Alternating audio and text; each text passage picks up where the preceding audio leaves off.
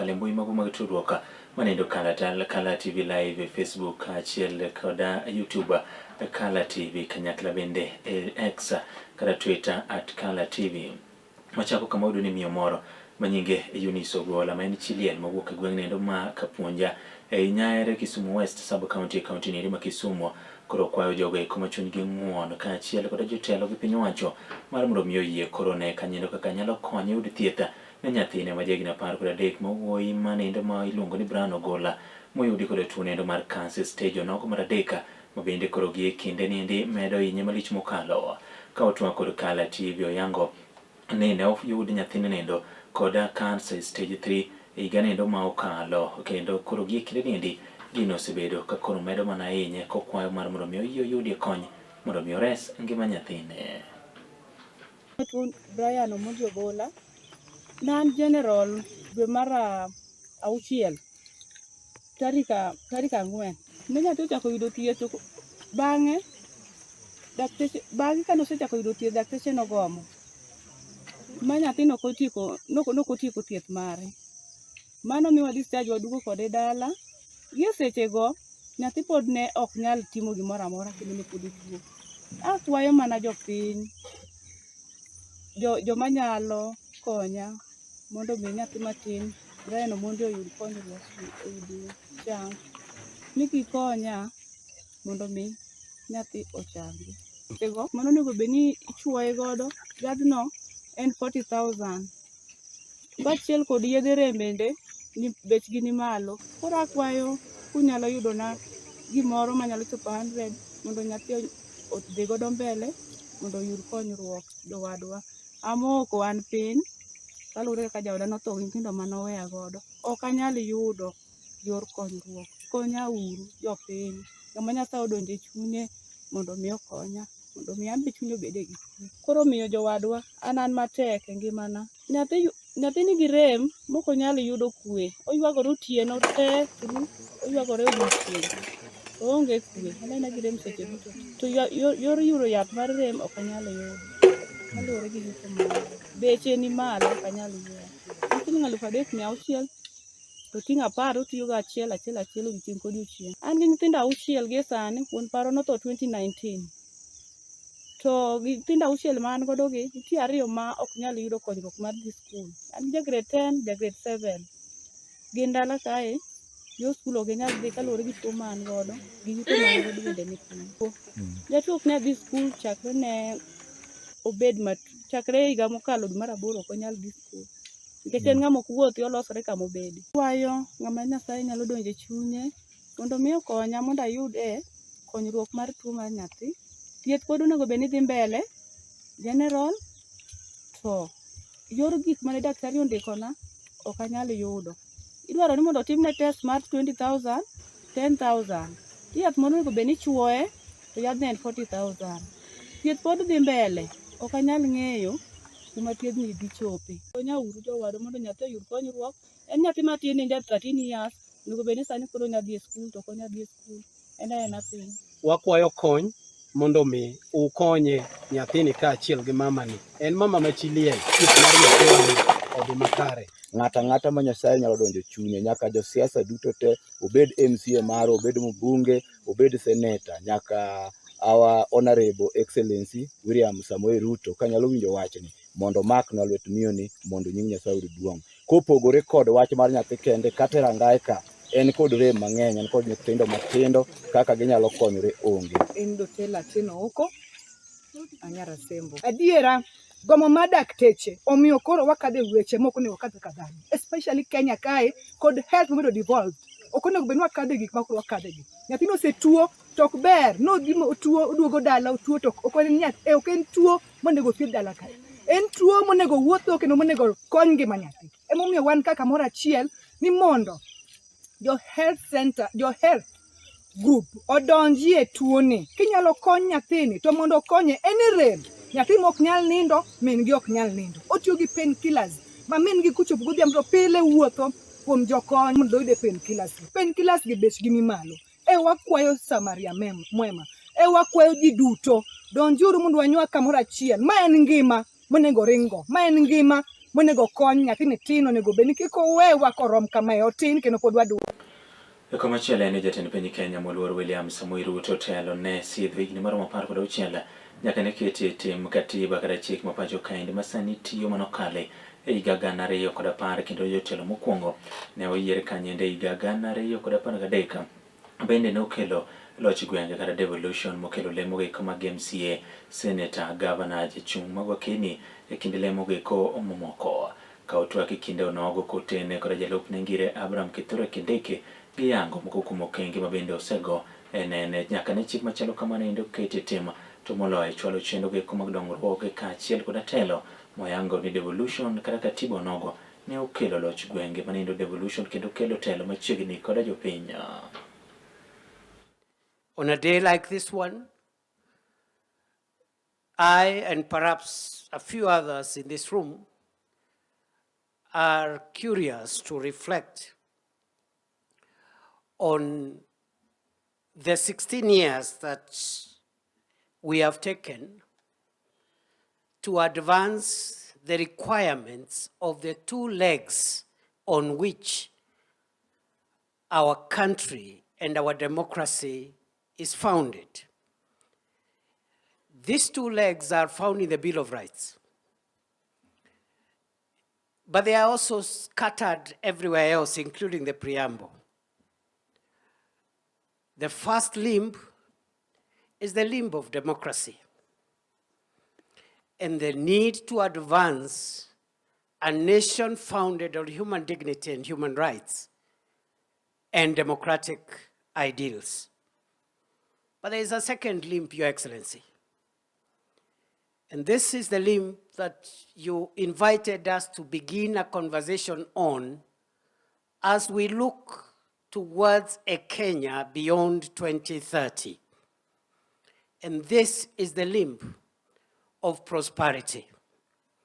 I dare say, Your Excellency, before I invite you, that as you reminded us when you were launching this conversation, that the aspiration of our constitutional order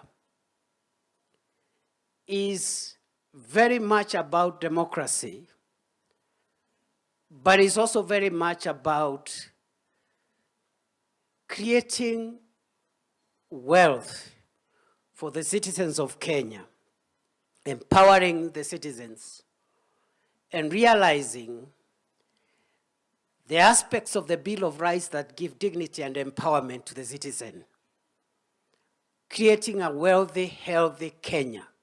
Authority and the freedom to disagree carries a responsibility to preserve the democratic institutions through which disagreement can be expressed and resolved. Government belongs to the people. Parliament belongs to the people. The courts belong to the people. The institutions of the republic belongs to the people. They may be criticized, challenged, and required to account, but they must not be destroyed, because they are the instruments through which the people govern themselves. Kinde nendo bende jatend piny oyango ni kinde mapende piny Kenya ne obedo mateka en kaluwore kod ng'anyo mag rowere mag Gen Z manindo ma higa 2024 kada gikwedo paro mar chik mar iko omenda 2024-2025 to bende ne okelo tungni e pacho kaendi koyango ni manindo kama pend chike ma pacho kaendi kata katiba koro ne otem donjruok godo e yo nendo mar ng'anyo koyango ni pend chike onogo bende oyango kare 37 manindo ma yiene ji chokore bago ng'anyo mamuol kaachiel bende kod pedho ywak margi. Accountability also requires us to confront difficult moments in our recent national life. During the protests of 2024 and those that followed, young Kenyans and other citizens exercised their constitutional freedoms to speak, assemble, demonstrate, picket, and petition public authorities. Their message was clear. They wanted to be heard. They demanded greater accountability, better government, and a meaningful place in shaping the future of their nation. Those demands were not an assault on democracy. Peaceful protest, criticism, and dissent are essential to democracy. Yet, those protests also presented our republic with a profound constitutional question. How do we protect the citizens' right to protest while at the same time fulfilling the state's obligation to preserve constitutional order? The Constitution itself provides the starting point. Article 37 protects the right of every person peaceably and unarmed to assemble, demonstrate, picket, and present petitions to public authorities. That protection e kaunti ne ma Kisii ne jal moro ma odak mantiere kod ang'ola majagni 66 yudi ka onegi otieno ninde ma kawuono gwene ndo ma oroche manende ma yudore kar chung'ar bura ma Bobasi e kaunti nogo ma Kisii okinyi ninde ma kawuono mosenindo Nyabuto Gero lere yango dino ne odiochieng' ninde manyore kinde manodhi e pare kata dala ne godhiambo kendo kawuono koro yude e ka en duk Sirith kendo ringre ne oweti e genga paya ka onege malich mokalo kaluwore kanyendo koda amin mare manindo Perise Ogero kanyakla bende kod owadgi gi joneno mamoko koriwo koda ka Mikai ma bende koro nokwanye oyango kanyendo ni nek malit machalo kamano pok gineno e gweng'o nogo kaluwore ni nyoro to nyo ngima ringre mare osechwale kar kano ringre jomotho magucha e kinde ma pisas mag obila koro osechako timo nonro. Huyu ni jirani yangu hapa. Nilimwona wakati ya jioni saa 1 akiwa na mguu yake akitembea na nguo zake. Yule ako kiwete alikuwa anatembea tu akielekea kwao. Naitwa Lucy. Sasa tulikuwa tunapita hapa, kuna njia iko hapa. Tulikuwa tunapita tulikuwa tumetuma. Kuna mwenye tulikuwa na yeye akaangalia Said akaniambia kuna mtu mwenye anaonekana ako huko ni kama amekufa. Mimi nikaenda kuangalia nikashtuka, sasa nikasema kuna njia mwenye alikuwa analima hivi shamba sasa. Nikamwambia acha tumuite akuja aone. Sasa tukamuita hivi. Na huyu ni mtoto yangu wa kwanza. Naitwa Emily Novu Ogero. Anaongea na mimi leo ananyamaza. Mimi ni plastiko kwa hii familia. Huyu mwenye amekufa ni ndugu yangu mkubwa. Tumefanya kuamka asubuhi tukaitwa na majirani kuwa ndugu yetu amekufa pale mlangoni. Sasa kuanzia saa hii ndio wanaendelea na uchunguzi ili tujue kiini na chanzo cha kifo cha. Mimi ni plastiko kwa hii familia. Huyu mwenye amekufa ni ndugu yangu. Tukaitwa na majirani kuwa tujue kiini na chanzo cha kifo cha.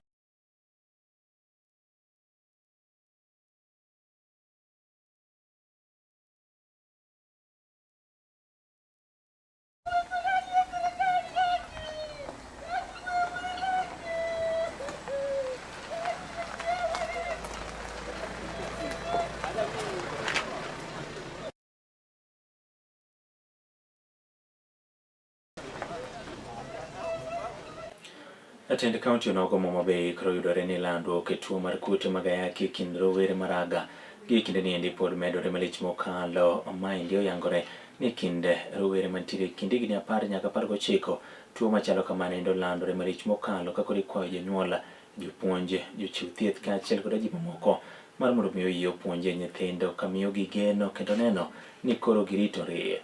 Kwayo ma kamaendi ogoli koda Mikai mokwongo Mama Rachel Ruto kanyakla koda gavana e kaunti ma Homa Bay Gladys Wanga kinde manyo giyuoro e nyasi onogo manindo mar jiwo nyithindo gi koma nyiri mawegwe kar chung'ar bura nendo makara chuonyo. According to the National Syndemic Disease Control Council data, Homa Bay carries one of the highest HIV burdens in the country, with prevalence estimated at 11.6%. Adolescent pregnancy remains a serious challenge, and sexual and gender-based violence continues to threaten the safety and future of our children. It is why I launched the national campaign to end the triple threat under Kenya's commitment plan to end the triple threat 2023-2030 in partnership with the Organization of African First Ladies for Development, or AFLAD. Within 6 months, more than 220 health facilities across the 4 counties had joined the initiative, and more than 200 healthcare providers had been trained to provide adolescent-friendly services. Because our ambition must be clear, to end the triple threat by 2027. As a county government and the region, we have also made efforts. We began a program called Siganinam, and we bring on board not just political leaders, we bring on board professionals to do mentorship for our young girls, but also to speak about the triple threat. There is a big difference between a mentored girl and an unmentored girl. A mentored girl is empowered. A mentored child is strong. They are focused. They know where they are going. And it is sometimes just by one word that you say that somebody is going to live here and their lives are going to change. This country has made enormous progress in the response towards ending AIDS as a public health threat. This very county that we stand in today, if you came here or barely 2-3 decades ago, almost 1 out of every 3 people you met on the streets was living with the HIV virus. That has been reduced to about 15%. Homa Bay County and the other counties of the Lake region, which were high burden before, are a beacon of hope on how we can end this epidemic. Unfortunately, Your Excellency, out of the 13,936 new infections that occurred in the year 2025, 10,500 were among those aged 15 and above. If you expand that number to 34 years, 72% of the new HIV infections that occurred in the year 2025 were among adolescents and young people aged between 15 and 34 years. So this is a virus that is affecting predominantly young people. And that is why the discussion that Her Excellency is coming to have with us today is extremely critical. Make manage kanyende kidienende mar podho chieng' to record nyawadwa Nelia chieng' thine sa 1:30 kidienye mar machiegni pacho kaachiel kod ng'end weche oriti masani nyinga Joash Odhiambo Mitula.